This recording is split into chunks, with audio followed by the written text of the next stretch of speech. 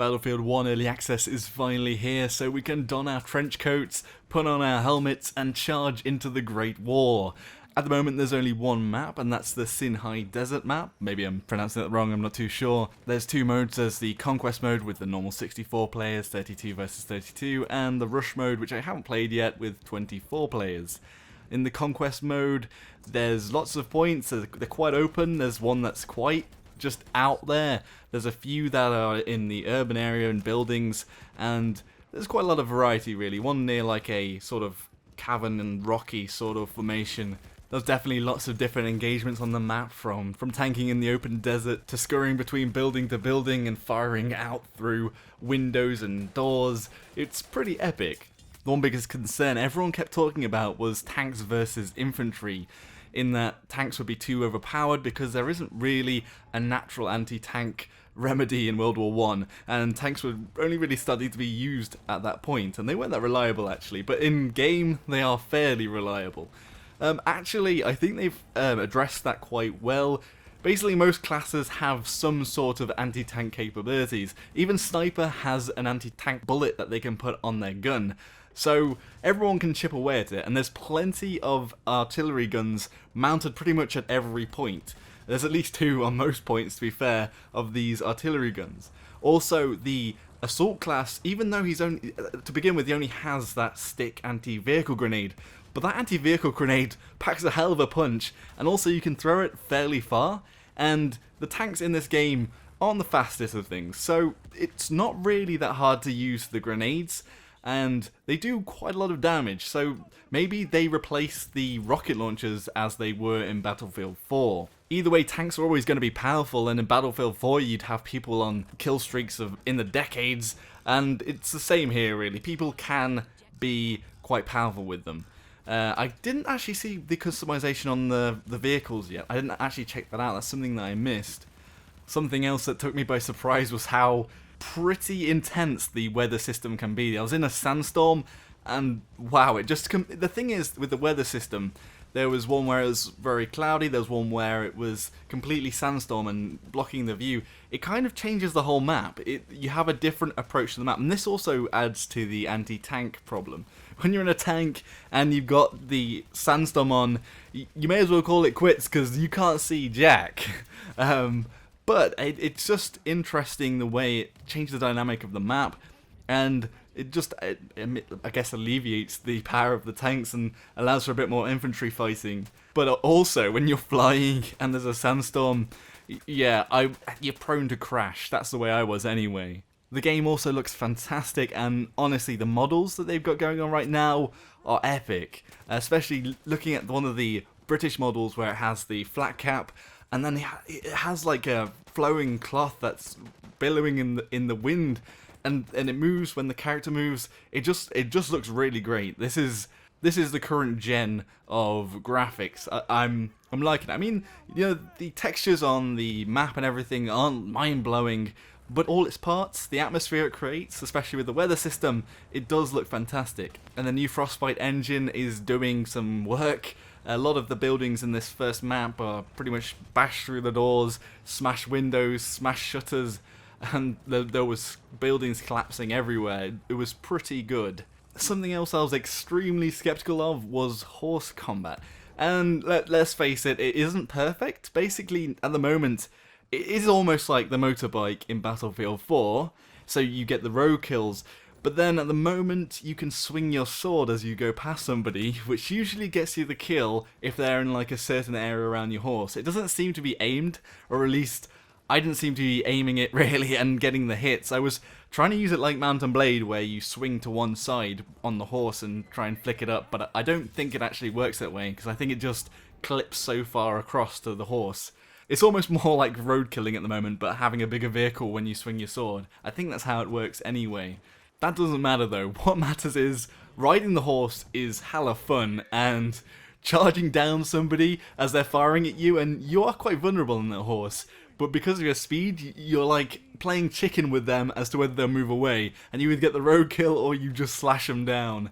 And so far I've had a lot of fun with the horse, and shooting people off horses as well is pretty fun. That's one thing though, with the horse you can pretty much dodge most people in a tank. They seem to be struggling a lot with hitting me as fast as I was going. I had a quick peek at all the weapons, and there's basically as long a list as there was in Battlefield 4, and there wasn't attachments available in this build, so I couldn't really test that out and see what scopes they had and things like that, whether they went with forward grips or I don't know. I'm not exactly sure what fits in with this era either. I know another thing people were worried about was the automatic weapons taking away from the World War I experience. I don't think that they've completely cut out automatic weapons from this experience. I mean, I was able to unlock a couple of automatic weapons. The first one may as well have been a semi-automatic rifle because it was so slow firing.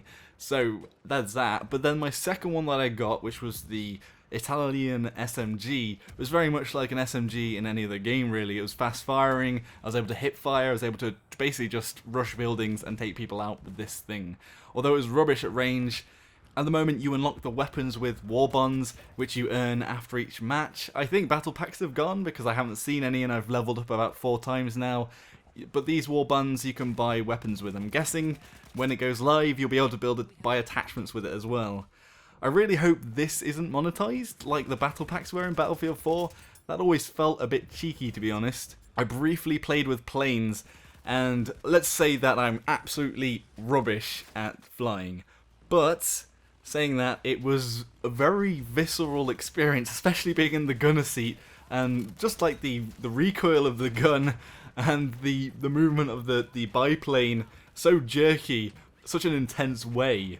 And when I was actually flying it, most of the time it ended up in me crashing or being absolutely owned by another pilot. There was one little buggy time where we both crashed into each other. I crashed into a bomber, and I didn't die. Neither of us died. There was no sort of like collision damage. And then another fighter came in and was able to kill me. I was like, that's a bit cheap. Well, the bomber died as well, but I didn't get the kill for some reason. Maybe it was just a suicide in the end.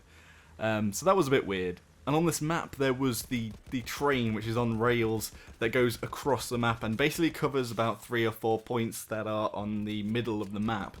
And it can only go forwards or backwards, controlled by the driver, and then there's several turrets on it. I was only playing on the back turret, which is sort of like an anti-tank, but can be used for infantry as well. I mean, it's on rails, so it's not the most fun experience, but just the vehicle itself was very cool. Just this hulking iron beast of a train tank, I guess. It's just, it was just fun. I think that's the bottom line of this. It might not be a World War I simulator, but it was definitely fun.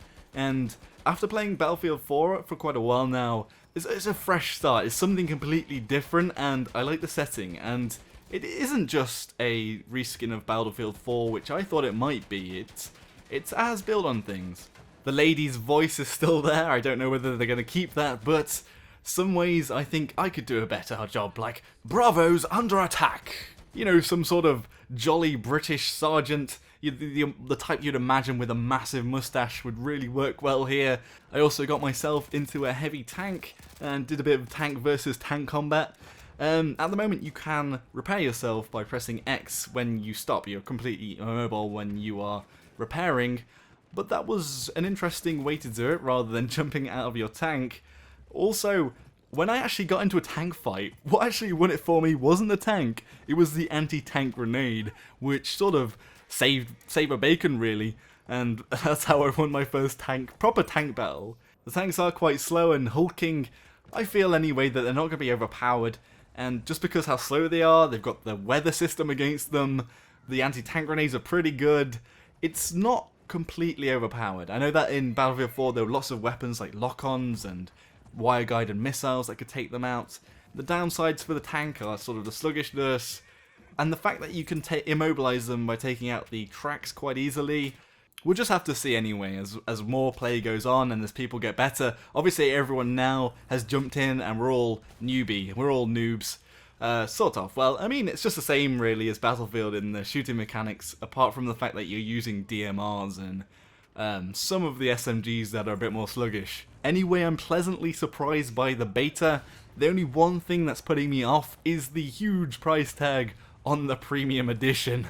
I think I'm going to get the base game and see how it goes from there. So, if you've not been in the beta today, hopefully you'll get into the open beta tomorrow and will be able to experience it as well. It's fun. I'm having a lot of fun with it. So what does everyone else think? Is anyone else playing it at the moment? How are you finding it? Do you think that it isn't realistic enough to a World War I game? Do you think that the automatic weapons may be a bit jarring? Or do you think that it's needed for the gameplay of it to succeed, really? Do you think the tanks are going to be too overpowered? Or do you think what I've said and what I've shown in my video has maybe remedied it? Be sure to say in the comments section below. If you thought this video was bally fantastic, give it a like. If you thought it should have been left in the trenches, give it a dislike. Anyway, subscribe if you want to see more. I'm hopefully going to be covering a bit more Battlefield 1 very soon. And also, I've got a Battlefield 4 versus PlanetSide 2 video coming out hopefully tomorrow. Thank you all very much for watching. Until next time, Joshino.